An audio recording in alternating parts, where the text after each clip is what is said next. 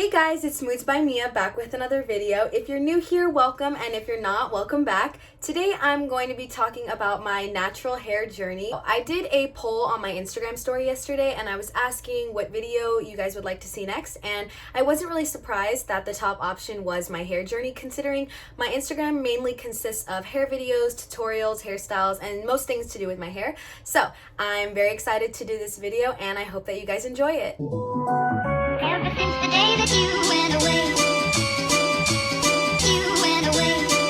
you've been sending flowers to me, flowers today, flowers today. Growing up, I always had super curly hair. This picture of me was taken when I was about 3 or 4, I think, and as you can see, I had somewhat of an afro going on. My curls had a lot of bounce to them and they were super healthy. My hair was curly and I would say that my hair was the texture of maybe 3B. I didn't do anything to my hair until I was about 10, I want to say, in terms of heat or relaxer or getting my hair pressed and things like that. My hair remained pretty healthy up until the age of 10. When I was about 10 or 11, I started doing Pop Warner cheerleading, and if you've done cheerleading or you've seen cheerleading, you know that when there's a performance or a competition that all of the girls' hair needs to look the same, their uniforms look the same, makeup looks the same, everything, so that it looks uniform and precise and nice on stage. So granted, we all had to have the same hair for all performances, and I was getting my hair pressed, straightened a lot for every competition, and I think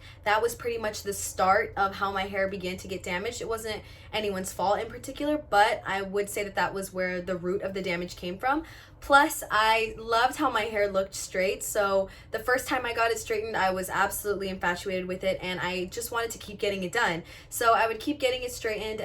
I didn't really notice how much damage was being done to my hair until I was about, I want to say 14 or 15 when I started high school, because I started to tell that my hair wasn't growing anymore. It was at the same stagnant shoulder length that it always was, and I just wasn't satisfied with it. I didn't really realize how much damage was being done by straightening it, so I told myself that I wasn't gonna straighten it anymore and I was gonna try to stay away from heat. And I also looked up a lot of YouTube videos on how to get your curls back and deep conditioners. I tried lots of hair masks or coconut oil, all of these different masks, and although those are good, it didn't seem like anything was really working to help revitalize my curls, so I didn't really know what to do, and I was pretty much at the same stagnant length of hair and texture that I was when I was 14, and there was nothing I could really do about it. I tried everything, but nothing was really working for me.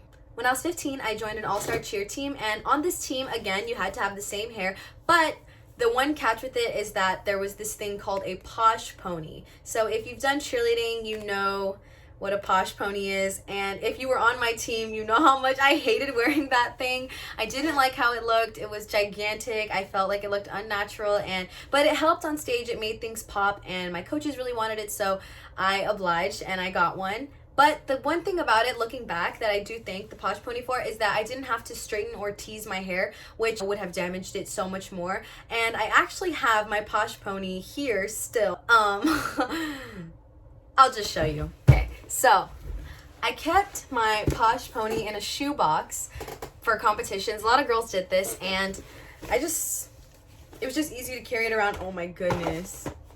It's a hair piece that would go on the top of our ponytails at competitions.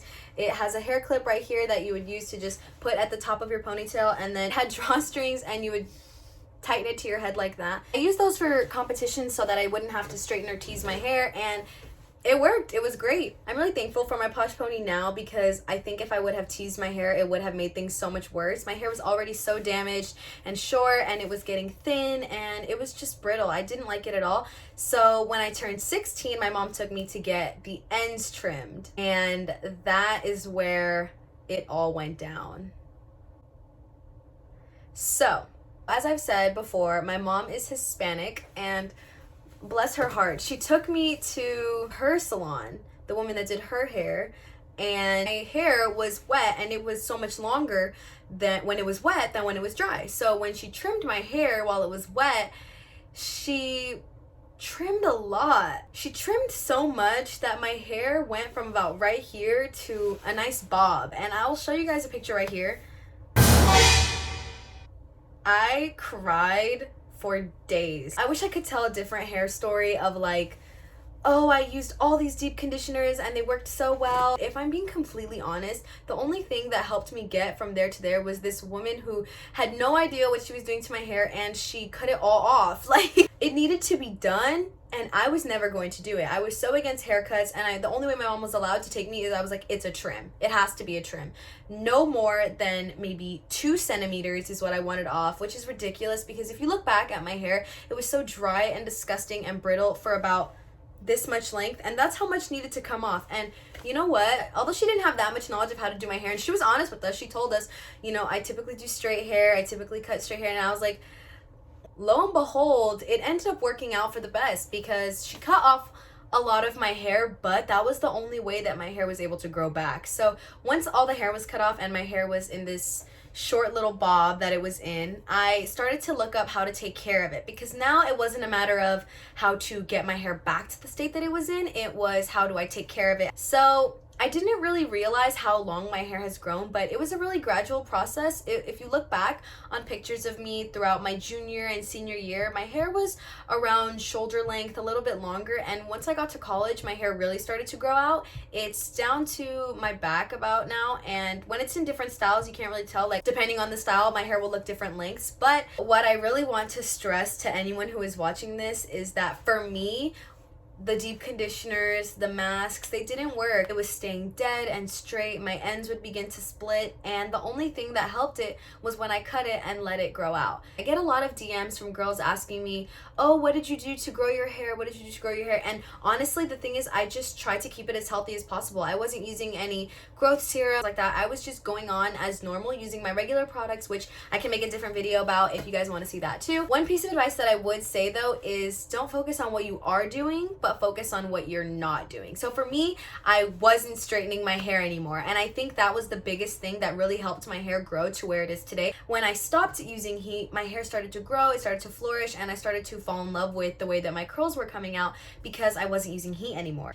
The biggest thing when I was transitioning to natural was trying to find styles and ways to do my hair so that I felt cute. I loved straightening my hair, and I always felt super pretty when I had my hair straightened. I would beg my mom to do it, I'd beg her to take me to someone to do it, and I had my hair straightened a lot. I know that if you're anything like me, you're thinking to yourself right now, but I love straightening my hair, and what about homecoming? What about my friend's birthday? What about my birthday? What about prom? What about this and that? I totally get you. I straightened my hair for prom too. The only thing that I would say is make sure that you're only doing it on special occasions. So I always use my one time a year thing. So if it is a once a year type of thing, then I'll straighten my hair for it. So yeah, that's my natural hair journey. And one of the reasons that I absolutely love making these videos and posting stuff on my Instagram is because I love the feedback that I get from girls in my DMs telling me that my videos have inspired them to do new hairstyles, or that they don't feel like they need to straighten their hair because there's new curly way to do things, and there's so many fun styles that you can do with curly hair, and it doesn't always have to be relaxed hair or straightened hair to be pretty. There's different ways to